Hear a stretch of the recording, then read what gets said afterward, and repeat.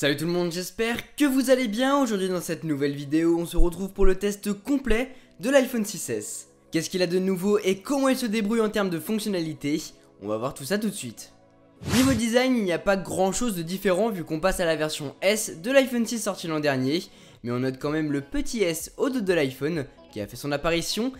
C'est un peu moins visible, mais Apple a mis en place l'Aluminium série 7000 présent sur l'Apple Watch, et donc fini le Bendgate. Avec cela, il y a un écran avant renforcé, et à cause de ces deux nouvelles petites choses, l'iPhone est plus épais mais aussi un peu plus lourd que la version précédente. C'est pas des changements de folie, on passe de 6,9 mm d'épaisseur à 7,1 mm d'épaisseur et de 129 grammes à 143 grammes, mais je dois dire que cela se fait un petit peu ressentir lorsqu'on l'a dans la main. Mais il reste toujours bien compact, il tient bien en main, on n'a pas peur qu'il nous échappe des mains, là-dessus il n'y a pas de souci. On est toujours sur une taille d'écran allant de 4,7 pouces de diagonale à 5,5 pouces de diagonale pour la version Plus. Pour ma part, je suis parti avec la version 4,7 pouces pour changer, mais je dois dire que c'est un tout petit peu trop petit. J'avoue préférer les téléphones faisant environ 5 pouces de diagonale. On est donc sur un téléphone premium, très bien fini, il n'y a pas de doute là-dessus. L'iPhone 6S arrive en 4 déclinaisons différentes, en gris sidéral, en gold, en argent, celui que je possède, et en rose gold, que je vous ai déballé. Sur l'avant de l'appareil, on va retrouver un capteur, un haut-parleur et la caméra frontale qu'on verra en détail dans quelques minutes.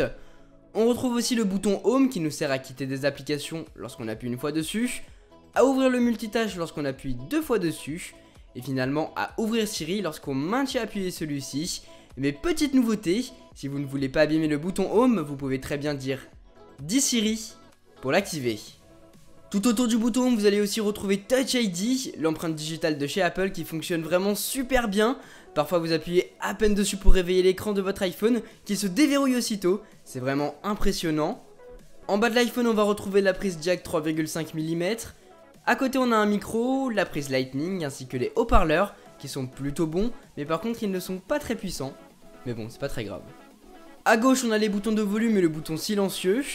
A droite, on a le bouton de verrouillage et le slot pour la carte SIM. Le truc dommage avec ces boutons là, c'est qu'ils sont en face l'un de l'autre, et donc du coup on a tendance à appuyer sur les deux à la fois, sur le bouton de verrouillage mais aussi sur les boutons de volume lorsqu'on veut verrouiller notre téléphone, ce qui est assez chiant, mais bon c'est très personnel hein. Et finalement, bah en haut on n'a rien. L'iPhone 6S est équipé d'un écran LCD Retina HD de 4,7 pouces de diagonale avec une résolution de 1334 par 750 pixels. C'est un écran plus résistant que la version précédente et d'ailleurs plus épaisse et plus lourd aussi, ce qui fait que l'iPhone 6S de cette année est plus robuste que l'iPhone 6 sorti l'année passée. C'est un écran vraiment sublime avec des couleurs qui sont naturelles mais éclatantes à la fois. Elles sont bien contrastées et regarder des vidéos en HD dessus c'est un véritable plaisir. Il n'y a pas que l'écran de cet iPhone qui est superbe mais aussi ses photos d'ailleurs. L'iPhone 6S est doté d'un capteur arrière de 12 mégapixels avec un flash True Tone.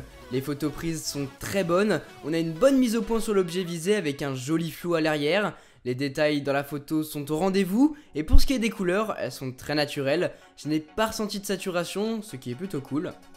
Une des nouveautés apportées avec ce capteur 12 mégapixels, c'est Live Photo. Vous l'activez juste ici en appuyant sur le rond et vous appuyez pour prendre la photo. Et en gros, l'iPhone va capturer quelques secondes de vidéo avant et après, ce qui va vous donner une image en mouvement que vous activez avec 3D Touch. Une fois que vous avez pris votre live photo, vous pouvez même la mettre en tant que fond d'écran verrouillé. Et dans ce cas là, lorsque vous restez appuyé sur votre écran, eh bien vous aurez cette petite séquence qui va se lancer. Ce fond d'écran, il est animé sur l'écran verrouillé de votre iPhone, mais aussi sur celui de votre Apple Watch, si vous le voulez bien sûr.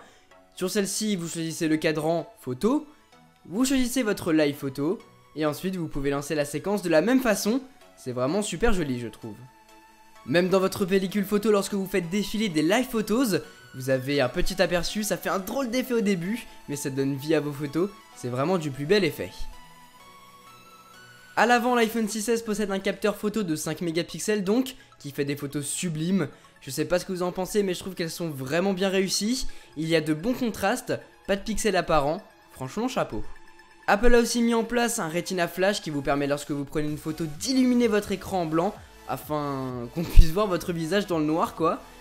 Après l'avoir testé, je trouve que ça marche plutôt bien, notre visage est bien éclairé et surtout il est présent sur la photo. Pour ce qui est des vidéos, la caméra frontale de l'iPhone peut filmer en HD 720p il me semble, et je vous laisse juger par vous-même de la qualité. Salut tout le monde, c'est un petit test pour voir si la capture vidéo de la caméra frontale de l'iPhone 6S est bien ou pas. Elle me semble d'être de plutôt bonne qualité, non? Qu'est-ce que vous en pensez? Dites-moi tout ça dans les commentaires.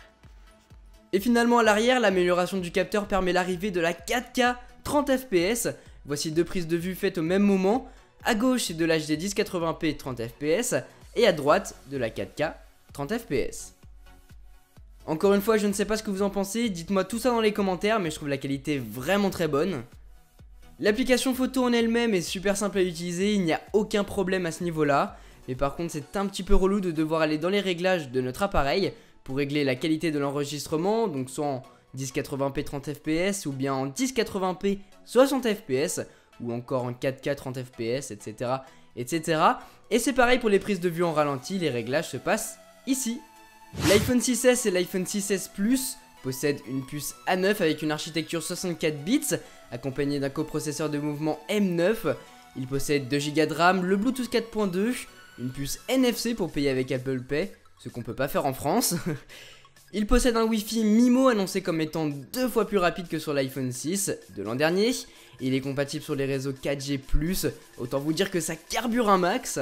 Il est dispo en 16, 64 et 128 Go, autant vous dire que c'est clairement du foutage de gueule de la part d'Apple de proposer encore du 16 Go de base, sachant qu'on ne peut quasiment rien mettre dessus, et oubliez la 4K, hein, c'est même pas la peine. Côté benchmark, Geekbench 3 nous montre des scores impressionnants, 2541 simple core et 4412 en multicore, et Antutu lui annonce un score de 58 989, il est plus puissant qu'un iPad Air. La puissance d'un appareil c'est bien, c'est impressionnant à voir côté benchmark, mais si on n'a pas un bon système d'exploitation adapté et bien optimisé, ça ne sert à rien. L'iPhone 6S lui tourne sous iOS 9.0.1, je vous laisserai regarder ma vidéo de présentation d'iOS 9 qui sera dans la description si vous voulez voir toutes ces nouvelles nouveautés et fonctionnalités, mais c'est un super système d'exploitation très bien adapté à ce nouvel iPhone, il est très simple à utiliser, très fluide, c'est super facile de comprendre comment fonctionne l'iPhone et on sait où aller pour régler telle ou telle chose. Les jeux dessus sont eux aussi super fluides, à aucun moment on a des temps de latence ou des bugs. Non franchement iOS 9 tourne admirablement bien sur ce nouvel iPhone. Pour ce qui est de la batterie, on est passé de 1810 mAh sur l'iPhone 6 à 1715 mAh sur ce 6S, une batterie moins gonflée mais est-ce qu'elle tient moins longtemps? Je n'ai pas d'iPhone 6 à côté de moi pour vérifier, mais ce que je peux vous dire par rapport à mes tests et l'utilisation que j'en ai eu ces derniers jours, c'est qu'il tient très largement un jour, même si on l'utilise bien toute la journée. Vu que le système d'exploitation est mieux géré et qu'iOS 9 ne pèse plus que 1 Go au lieu de 4 Go, cela peut se comprendre qu'il tienne bien la charge. Et puis sinon vous pouvez toujours activer le mode économie d'énergie dans les réglages afin de gagner 2 heures d'utilisation. Entre nous, je trouve pas que ça fonctionne super bien. Dites-moi si vous possédez aussi un iPhone 6S, s'il fonctionne bien chez vous, mais perso, je trouve pas ça très efficace. Et finalement, la batterie est non amovible, mais on le savait déjà avant même qu'il soit annoncé. Côté fonctionnalité, on en a pas mal, et en fait, je dirais même des grosses pour certaines d'entre elles. On va commencer par le soft, le fait de pouvoir dire « Dis Siri » à n'importe quel moment pour l'activer. Si vous le dites assez fort, elle fonctionnera tout le temps. Maintenant, ne chuchotez pas. Si vous voulez le déclencher, sinon ça ne fonctionnera pas. Ensuite, une fonctionnalité bien sympathique qui est apportée à iOS 9, c'est le fait lorsqu'on branche nos écouteurs, la musique se lance aussitôt, je trouve ça génial. Petite fonctionnalité qui était déjà présente sur les autres iPhones mais qu'on ne souligne pas assez je trouve, c'est le fait, lorsqu'on appuie 3 fois sur notre bouton Home, de passer notre écran en mode nuance de gris. Bien sûr cela se règle dans les réglages, mais en activant cela, je peux vous assurer que vous allez économiser de la batterie, si vous commencez à être en manque. Et finalement la plus grosse innovation c'est bien sûr 3D Touch, le meilleur pour la fin. Lors de la présentation de cette nouveauté on pense tout de suite gadget, c'est juste pour gagner 5 secondes de sa vie. Mais lorsqu'on l'utilise vraiment on se rend compte de son utilité, mais aussi de notre addiction face à celle-ci.